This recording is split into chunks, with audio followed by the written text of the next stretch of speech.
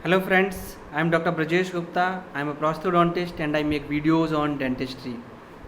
आज का वीडियो है वो कॉमन लोगों के लिए है क्योंकि कुछ मिथ्स एंड फैक्ट्स और कुछ अफवाहें हैं जो जिस पे क्या है कि कॉमन लोग बहुत ज़्यादा बिलीव करते हैं। तो I want to clear all the doubts related to these myths and facts.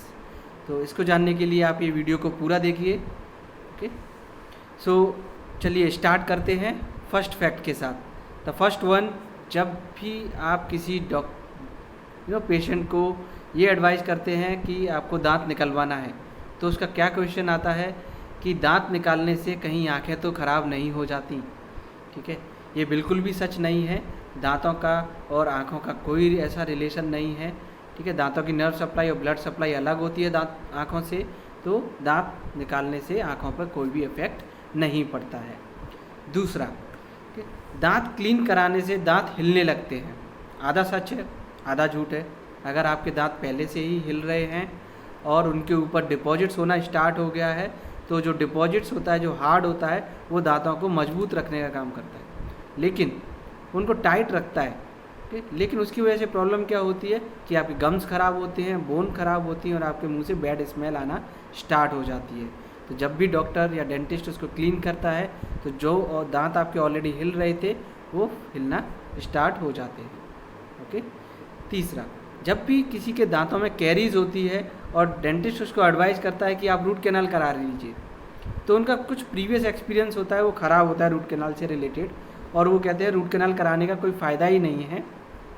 मैंने रूट कैनाल कराया था और कुछ टाइम के बाद वो दांत मुझे निकालना ही पड़ा। तो मैं आपको बोलूँ, अगर आपने जो रूट कैनाल किसी ऐसे डेंटिस्ट से कराया है जो ट्रेंड नहीं है या जिसके पास इंस्ट्रूमेंट स्टेलाइज्ड नहीं है या फिर कोई वो क्वैक है या झोला छाप है, तो ऑब्वियसली आपका वो रूट कैनाल सच में कोई काम का नहीं था। ठीक है, इसीलिए आपको दांत निकलवाना पड़ा। अगर यही रूट कैनाल आप किसी ट्रेंड डेंटिस्ट से या एंडोडोंटिस्ट से कराते हैं तो आई एम श्योर कि वो रूट कैनाल लगभग 10 से 15 साल तक आपको सर्व करेगा। आपके दांत बिल्कुल भी ख़राब नहीं होगा। नेक्स्ट वन, कुछ पेशेंट्स होते हैं जो आपके पास आते हैं, उनके सारे दांत खराब रहते हैं और आप बोलते हैं कि आपके इतने सारे दांत खराब हैं, आपके दांतों में डिपॉजिट्स है, आपके दांतों में पायरिया है, तो वो कहते हैं कि डॉक्टर साहब मेरे घर में सबके ही दांत ऐसे हैं। ठीक है, मेरे ख्याल से ये जेनेटिक है। तो मैं आपको बोलूँगा कि ऐसा कुछ भी नहीं है, ये जेनेटिक नहीं होता है। अगर आपके घर में सबके दांत खराब हैं, मतलब आपके घर में कोई भी अपने दांतों पे ध्यान नहीं देता है, वो ठीक से ब्रश नहीं करते हैं और ओरल हाइजीन मेंटेन नहीं करते हैं, तो आप उनको एडवाइस कीजिए कि प्लीज़ डेंटिस्ट के पास जाएं और अपने दांतों को क्लीन कराएं, तो आपका जो जेनेटिक फैक्टर है वो दूर हो जाएगा, जो कि जेनेटिक नहीं है। ओके। इसके अलावा कुछ पेशेंट्स क्या है कि बोलते हैं कि दांतों को ब्लीच कराने से या दांतों की वाइटनिंग प्रोसेस कराने से दांत ख़राब हो जाते हैं, सॉफ्ट हो जाते हैं, उनका इनेमल घिस जाता है। तो मैं आपको बोलूँ ये बिल्कुल भी सच नहीं है। हो सकता है 20-25 साल पहले ऐसा होता हो, 1990s या उसके बाद, लेकिन अभी 2020 में ऐसा बिल्कुल भी नहीं है। ओके। दांतों को क्लीन ब्लीच करने के लिए बहुत सारे ब्लीचिंग एजेंट्स हैं और बहुत सारी मशीनरी भी है, तो वो बहुत सेफ प्रोसीजर है, उससे कुछ भी ऐसा ख़राब नहीं होते दांत या सॉफ्ट नहीं होते हैं। आप उसको विदाउट एनी डाउट करा सकते हैं। किसी किसी पेशेंट्स में सेंसिटिविटी की प्रॉब्लम आती है तो वो भी कुछ दिन में अपने आप ठीक हो जाती है। ओके। नेक्स्ट, कुछ पेशेंट्स क्या है कि बच्चे, जैसे बच्चों के 2 बार दांत आते हैं, एक मिल्क टीथ और परमानेंट टीथ। तो कुछ पेरेंट्स क्या होते हैं, कुछ सोचते हैं कि मिल्क टीथ को बचाने से क्या फ़ायदा है, अगर वो ख़राब हो गया है वो तो एक दिन गिर ही जाना है।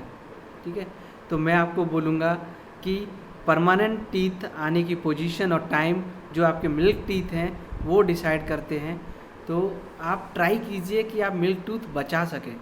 ओके, बच्चों के मिल्क टूथ को ट्राई कीजिए कि उसमें जो भी ट्रीटमेंट है वो कराइए और उनको लॉन्ग टर्म तक, जब तक वो नेचुरली नहीं गिर जाते, उनको मुंह के अंदर ही रहने दीजिए, उनको फोर्सफुली नहीं निकालिए। ये परमानेंट टीथ की पोजीशन भी डिसाइड करेंगे। अगर आप मिल्क टीथ पहले निकलवा देते हैं तो क्या है, टीथ ठीक से नहीं आते तो फ्यूचर में परमानेंट टीथ आने के बाद आपको ऑर्थोडोंटिक ट्रीटमेंट कराने की ज़रूरत पड़ जाए।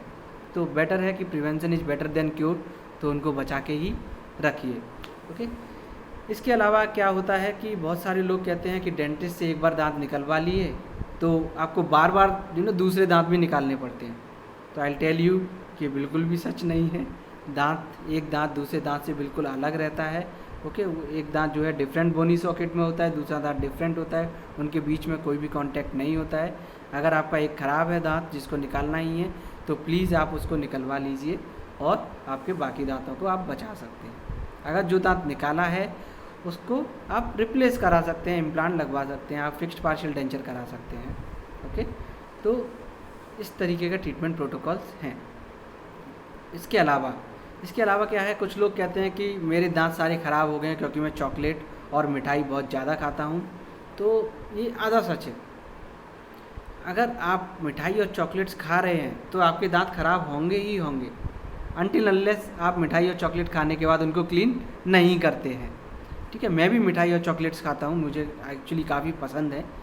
ठीक है, लेकिन मैं मेक श्योर करता हूँ कि मिठाई या चॉकलेट जो भी मैंने खाई है उसके बाद वो मेरे दांतों में यहाँ वहाँ स्टिक नहीं हुई है या चिपकी हुई नहीं है। अगर वो चिपका हुआ है तो आई मेक श्योर कि मैं उसको क्लीन कर लूँ इमीजिएटली। तो you can enjoy the sweet until unless आपको डायबिटीज़ नहीं है। Okay, so these are the common facts that I wanted to share with you. और इसके अलावा एक जो बहुत खतरनाक फैक्ट है वो ये कि डेंटिस्ट बहुत पैसा कमाते हैं। तो ये मैं डेंटिस्ट और आपके ऊपर छोड़ता हूँ कि किसने ये कहा।